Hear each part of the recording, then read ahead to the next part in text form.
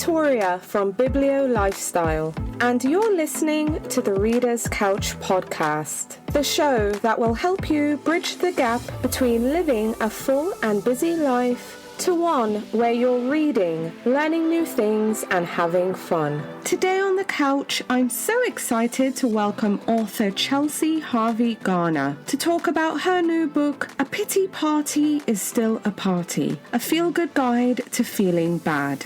In A Pity Party is Still a Party, Chelsea presents a new perspective on how to embrace negative emotions and the unexpected benefits they can offer. In the book, you'll find solo exercises, group activities, and journal prompts, alongside personal essays that will help us to see emotions, especially the negative ones, in a new light, and provide us with the tools to engage with them in a healthy and approachable way. Now, in this episode, Chelsea and I discuss the importance of embracing negative feelings for mental health. She shares her personal experiences and practices that helped her cope with negative feelings, plus she gives us tips on how to host your very own pity party. Plus, Chelsea also shares some great book recommendations. So, let's get into the episode because I can't wait for you to listen to my chat with author Chelsea Harvey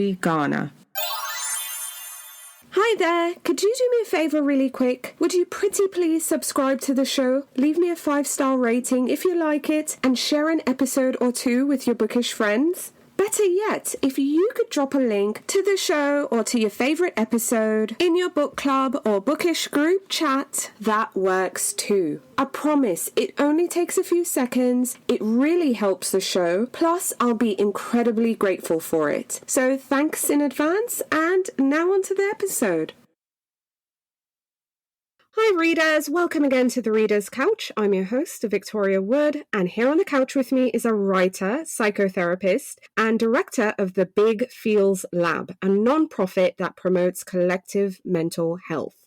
But she's here on the couch with me to talk about her new book, A Pity Party is Still a Party, a feel-good guide to feeling bad. Please welcome to the couch, Chelsea Harvey Garner.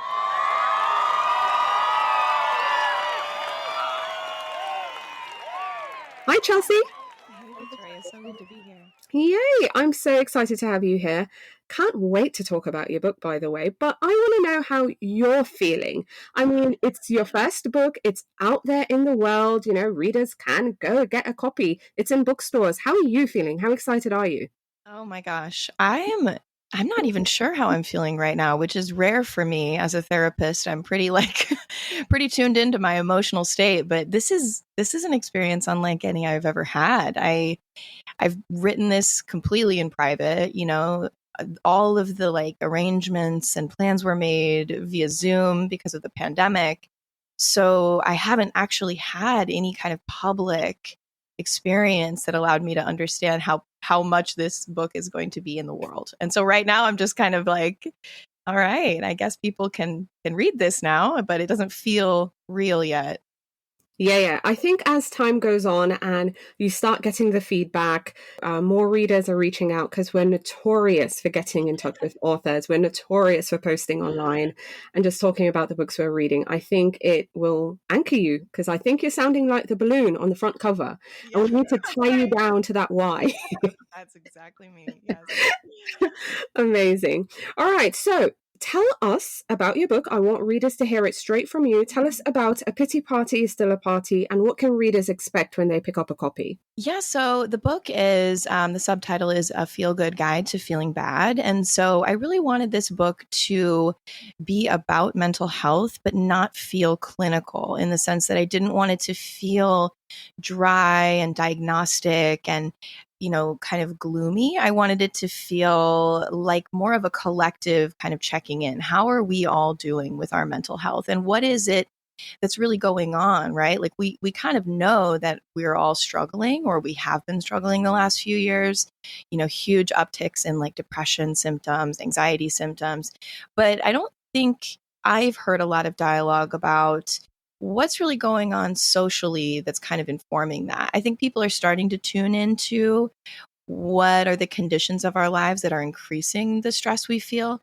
But I wanted to have just like an accessible conversation about that. And I also wanted to provide some activities that people could use that aren't so, again, so serious. They're not about just sitting in meditation for years or doing therapy alone, but more about like party games. What can we do with other people to feel less alone and to feel less stressed and less pessimistic about our collective future? So that's what I hope people will feel coming away from it, is that we don't have to do this work to feel better so isolated. We can do it together and we can enjoy the process.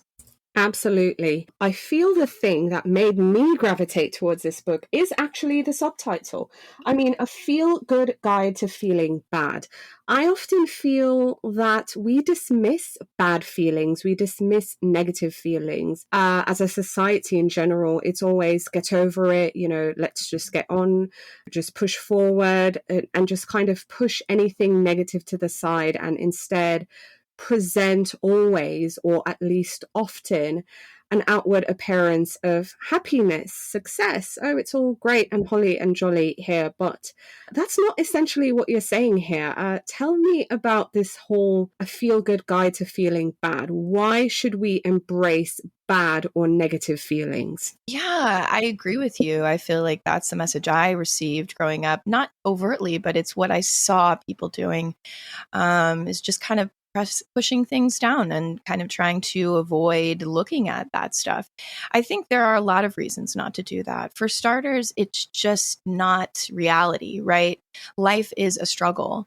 And that's not just true for those of us with trauma history, like individual traumas that a lot of people experience.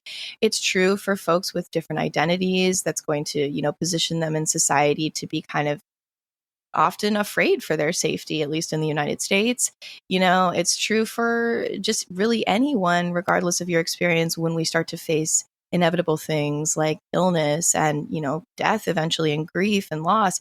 So I just wanted to kind of start by saying, like, these things are going to happen, and it's not our fault that life is hard, right? I study Buddhism. It's just a fact, right? Let's begin there. Life is hard, not always, and it doesn't have to be constantly difficult, but it's going to be tough probably for most of us. So let's begin by accepting reality for what it is. But also, even deeper than that, I feel like when we are taught to repress what we're actually experiencing, it cuts us off from ourselves and from our own experience of our life. And then that makes it really hard to have authentic relationships with other people. And from a mental health perspective, the science and the research just shows consistently how important authentic relationships are and how deeply they affect our physical, emotional, and mental well-being. So if we can't be honest with people and we're spending most of our life kind of lying to ourselves and others, that's just not a great place from which to foster health and connection and intimacy and meaning in our lives. Oh, absolutely. I couldn't agree with you more. And I just want readers to know this is an incredibly approachable book. I mean, if for nothing else, there are illustrations here, there are doodles here that you did yourself, which I'm like, yes, fellow doodler, fellow illustrator. Just, I'm always drawing in the pages of my diary. I keep a diary sometimes, or I say journal. But anyway, sometimes I don't have the words, but I'll just draw something, and I don't know, it makes me feel better. And you also mentioned that in the book there are some activities. There's even an activity about crying, and crying is something, again, that I have such very negative associations with. But here you are telling me I can cry, and you're also sharing the different kinds of criers out there. Yeah, that's one of my favorite drawings. Yeah. Thank you so much for saying that you enjoy the doodles. I feel like that was the tone that I wanted the book to have, more so than thinking the art is really great or beautiful, because I don't feel that way. I just wanted the book to feel like a personal object. I draw in my books too. I'm constantly underlining things that I really appreciated in a book that I'm reading. And so I just wanted it to feel like a fun, easy book to pick up. I didn't want people to feel intimidated or like they have to wait until they have a lot of space in their day to focus on it. I just wanted it to feel like these little bite-sized moments where, yeah, you can just read something or see a little drawing and feel like you're not as alone. I love hearing that. Okay, so the book is divided in roughly 4 categories. So you have despair, but make it fashion, live, laugh, leave me alone, which is my favorite, what misery loves, and no utopia. Tell us about these different categories and what readers can expect. Yeah. So, as a writer, and I'm sure you can understand, the structure was really difficult to find. I had these little sections that had come to me and that I had already written, but then kind of putting them into an order took the most time, honestly. And so, those 4 sections were my attempt to sort of begin with the individual and the person's relationship to their own emotions, move out to kind of a one-to-one, like talk about the benefits of opening up about difficult things in our close relationships, and then move toward the collective or the social or communal piece, which is what misery loves. And that's where I talk about rituals, group rituals, singing with people, dancing with people, all of those things that require sort of multiple people. And then I wanted to move out toward, for myself, the broadest level is like a spiritual or philosophical level. And, the subtitle of that section is Giving Up on a Perfect World. So even beyond community, it's like, how can we accept reality as it is, generally speaking, and all of the uncertainty that comes along with that. So that was what I landed on, was those 4 kind of levels of zooming out. But I'll tell you, there were a lot of other sections that I played around with and, crumpled up a lot of paper and threw it on the ground and used that dry erase board every single day. And it's like a 7-foot tall dry erase board. So it was full trying to get to those 4 sections. Oh, I can only imagine. But again, I loved this attempt. I think it worked. Also, what misery loves, the need for social healing, which I couldn't agree with more. And again, I just think it's incredibly approachable. It's relatable. And I think folks will connect with this book. But I want you to tell listeners, who is A Pity Party is Still a Party for? Like, who is this book for? Who can benefit from it? Who can use it? Yeah. So when I was writing it, I think I was imagining, I was kind of talking to my clients in a way. And the clients that I work with tend to be people who have been through some stuff. A lot of survivors, a lot of people whose identity kind of place them as like on the fringes. They don't quite fit in any one group. A lot of people that I work with feel like the black sheep of their family. They're trying to change the patterns of intergenerational trauma. They're trying to get the people around them to express more openly. They're the people often who are crying, when other people are not. But I also wanted to write it for people who have, effectively sort of taken that message that so many of us received. Cheer up, be positive. But they're like tired of that and they feel like that's not working for them anymore. I also love to work with people who are kind of later in life having this epiphany and saying like, I'm done with this, I'm going to live my truth.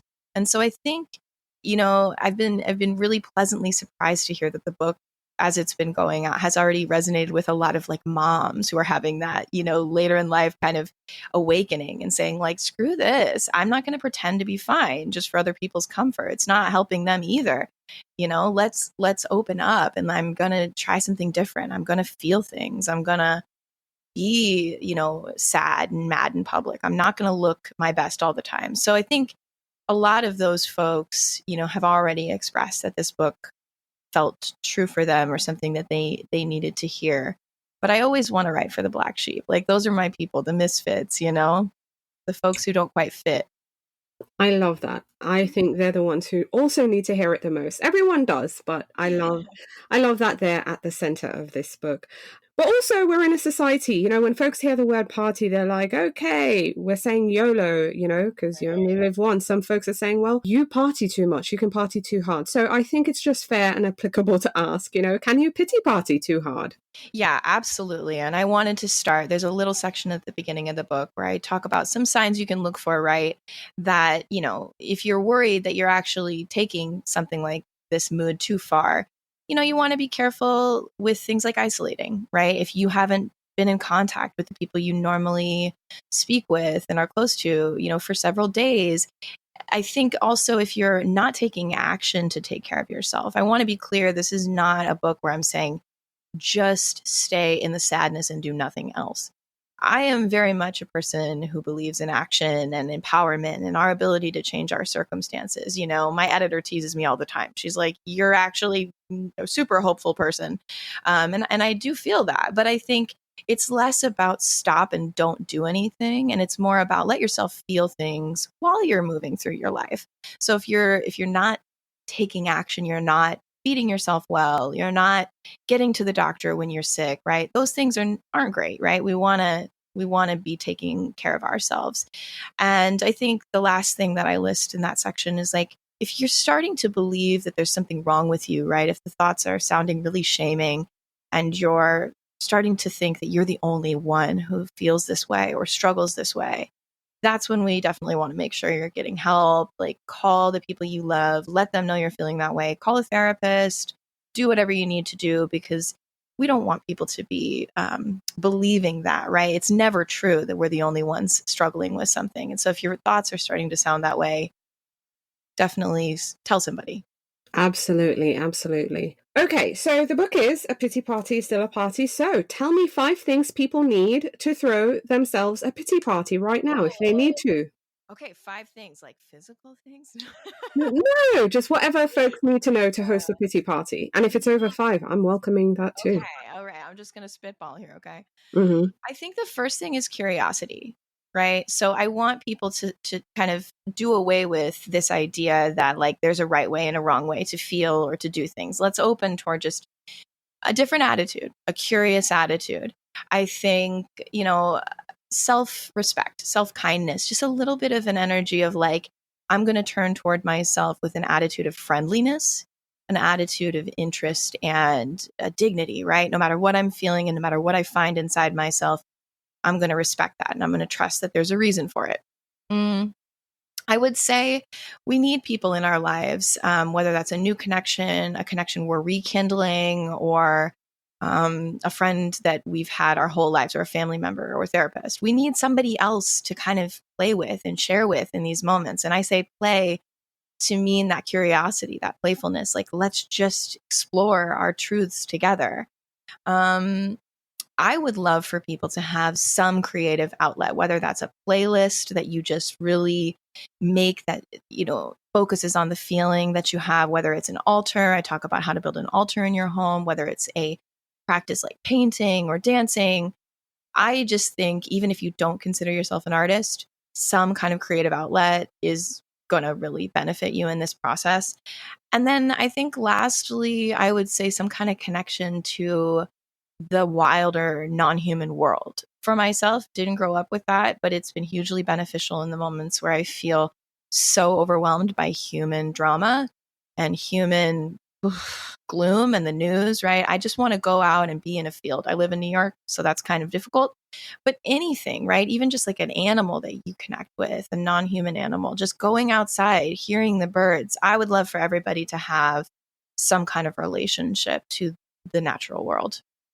I love hearing that. And I'm a digital creator. I do a podcast. This is digital. I send an email newsletter, digital, run a website, digital. For me, just sticking my hand in the dirt does something. Oh my God. I don't even know how to explain it. And I remember when I just started walking more outdoors, not on a treadmill, but actually going outside. We go to the park all the time now as a family, especially on the weekend.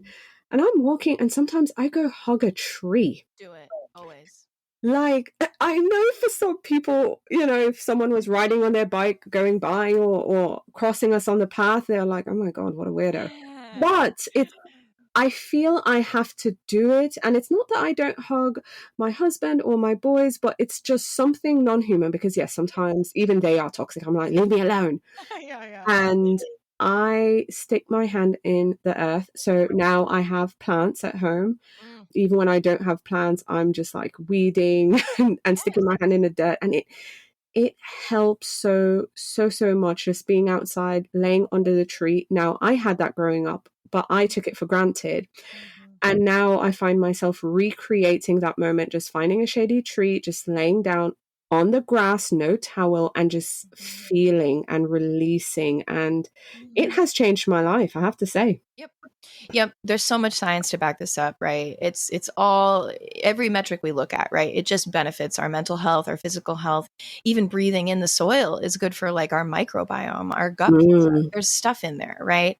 We just evolved to be in relationship with the natural world, and to our great detriment, we have forgotten that. So I literally have brought a box of dirt into my house if I just was like, I can't right now. I need to be able to smell this, So I don't think there's anything weird about it. I think it's weird to not hug trees, to not sit. Oh, I love that. And I mean, before we started recording, I was telling Chelsea, you guys, about the thunderstorms here in Florida. So here's another fun fact.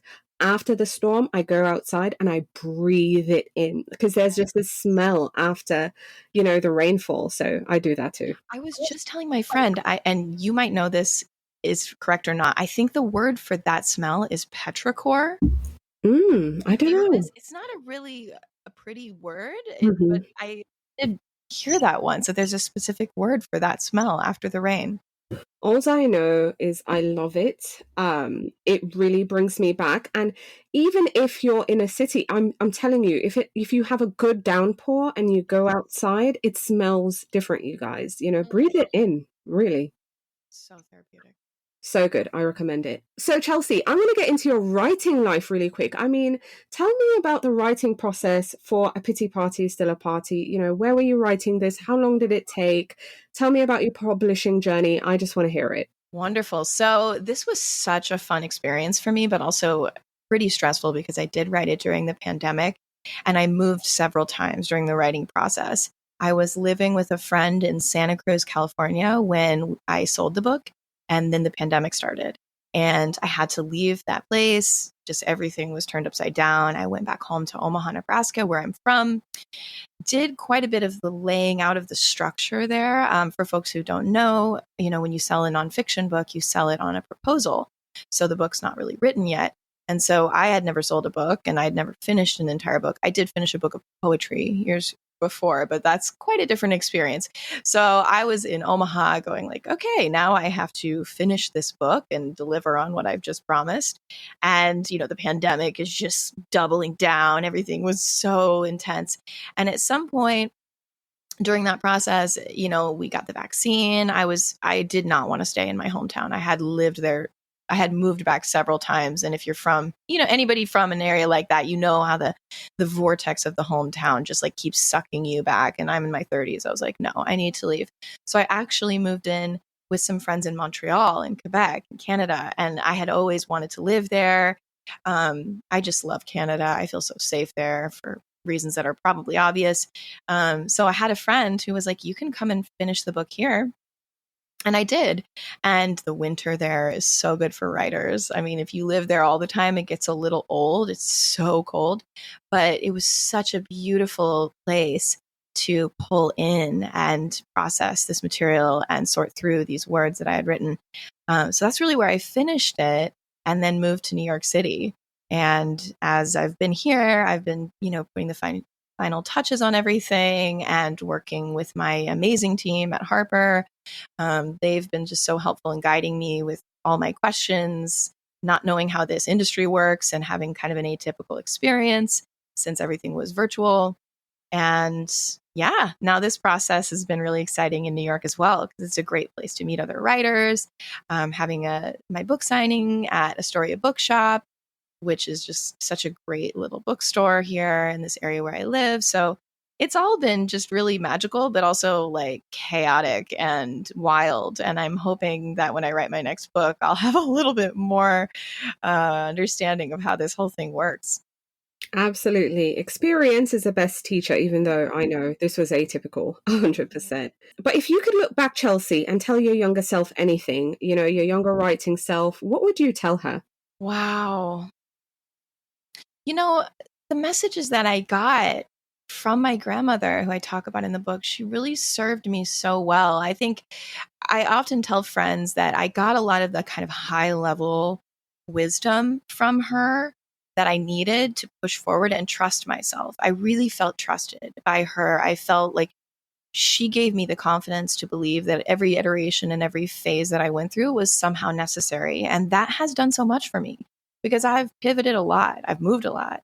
And I really feel so grateful that I was able to kind of do that, not always with grace, but accepting myself and being like, well, all right, you fell down, let's get back up. So that message was great. But the stuff that I didn't get, that my friends kind of tease me for, is like basic stuff, like how to open a savings account. And there's like so much basic knowledge that I just did not get. Love you, grandma, but like that was not the strong suit of my home and my upbringing. So honestly, if I could go back, I'd probably just give her like some practical tips, for saving money and preparing ahead. But I just honestly, I'm so grateful for the way things have turned for me. It's been such a ride, and I wouldn't change it. Honestly, I'm proud of it, and it's been embarrassing. It's been weird, but I love it, and I'm excited to see what's next.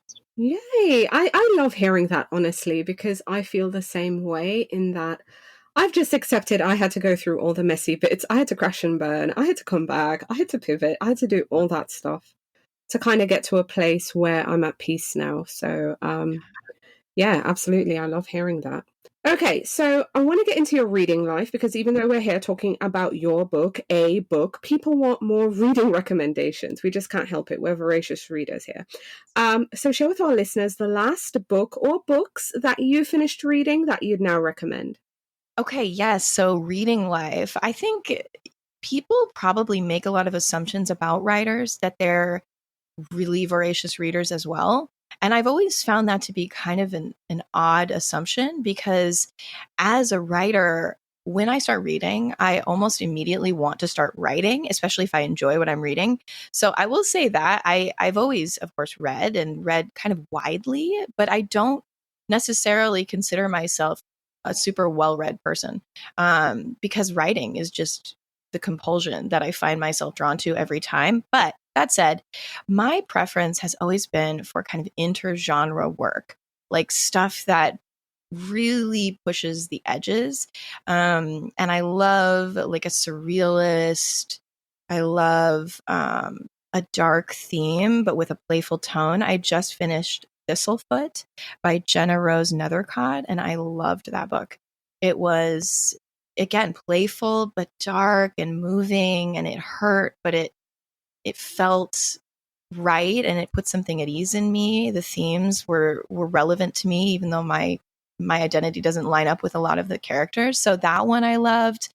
Lisa Tadeo's Animal just like wrecked me. That novel, I love a protagonist that's objectively unlikable, but I also felt really fond of her.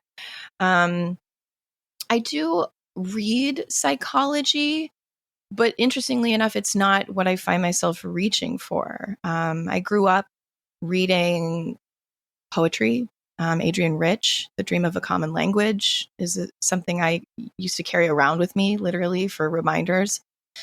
When Things Fall Apart by Pema Chodron was a huge influence on my therapy practice.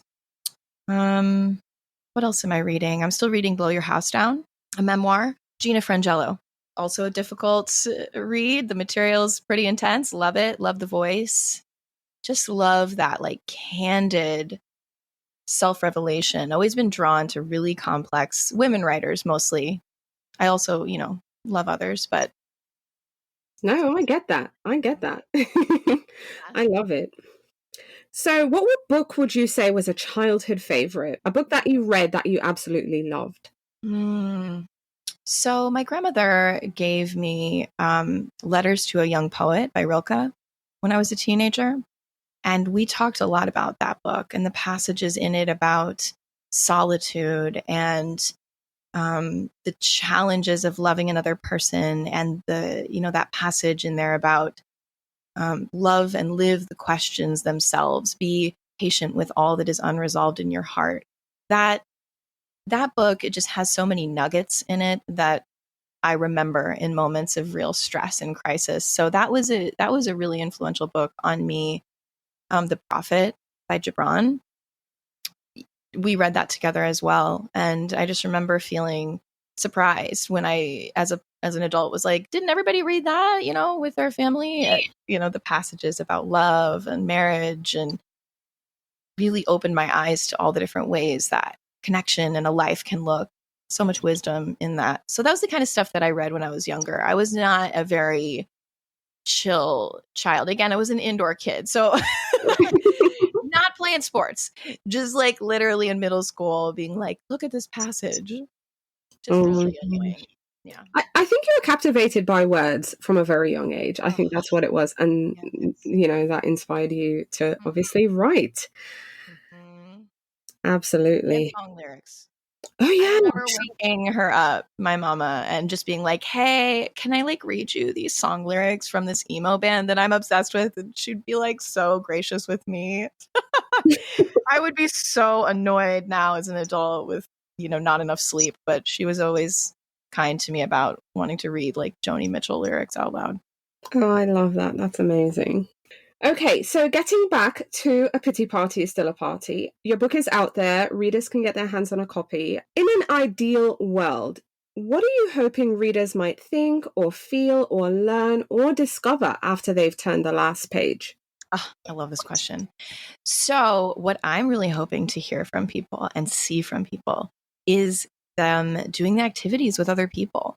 First of all, really hope people will just be unabashedly honest about how they're doing in public spaces. I really love to see people ruffling feathers at the workplace and being like, look, I'm in a bad mood. I'm not going to smile for you, right? So anytime that a person can take away a sense of dignity and that whatever they're feeling is good enough and it's a valid experience. That's one thing. And I want to see people doing these activities together. I want to see people sending each other their cry diaries. I want to see people doing the not everybody's cup of tea party on a Sunday afternoon. I want to see people building an altar. Like, I would love to see the pictures of that and anybody sharing what they're willing to with how they practice these activities. I would just be so delighted. Absolutely. I really hope readers will give this one a go. A Pity Party is Still a Party, a feel-good guide to feeling bad. You'll find insight, you'll be inspired, you'll also find humor, you'll find activities, and of course, my favorite part, the doodles, and just the whole structure of how this book is presented for us to digest in a really easy and approachable way. So Chelsea, thank you so much for writing this book, but for also coming on the show and speaking with me. It's been an absolute pleasure. Thank you so much for having me. Such a treat.